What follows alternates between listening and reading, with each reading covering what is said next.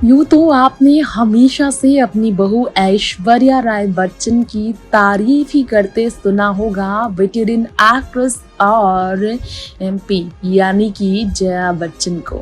जया ने हमेशा से घर की बहू की तारीफ ही की है। उन्हें wonderful person, wonderful daughter in law Jaya ने बताया। उन्होंने बताया कैसे ऐश्वर्या बच्चन परिवार में ना सिर्फ फिट हो गई, बच्चन परिवार की कल्चर ट्रेडिशन को अपनाने के साथ उन्होंने बड़े ही आसानी के साथ परिवार के रीति रिवाजों को एक्सेप्ट किया और वो पूरे घर परिवार के माहौल में बड़े ही आसानी से ढल गई।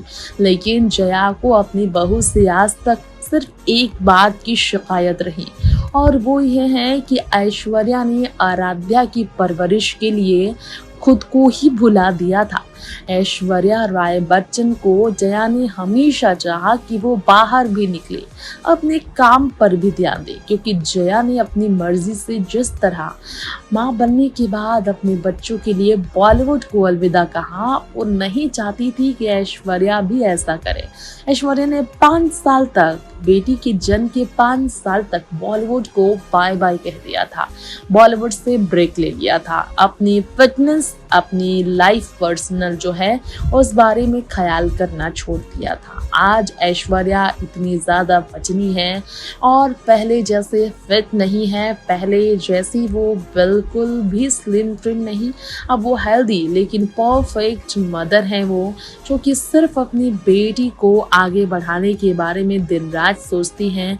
जया को एक तरफ एक माँ के तौर पर ऐश्वर्या में सारी क्वालिटीज़ पसंद आती है, लेकिन एक एक्ट्रेस के तौर पर, एक बहू के तौर पर ऐश्वर्या की जो बाकी रिस्पॉन्सिबिलिटीज़ हैं प्रोफेशन की तरफ उनकी, इसे लेकर जया बच्चन की जो एक्सपेक्टेशंस अपनी बहू से थी, उसमें कहीं ना कहीं ऐश्वर्या विफल नजर आई हैं जया को। जया ने इस बारे में इंटरव्यू में बताया था।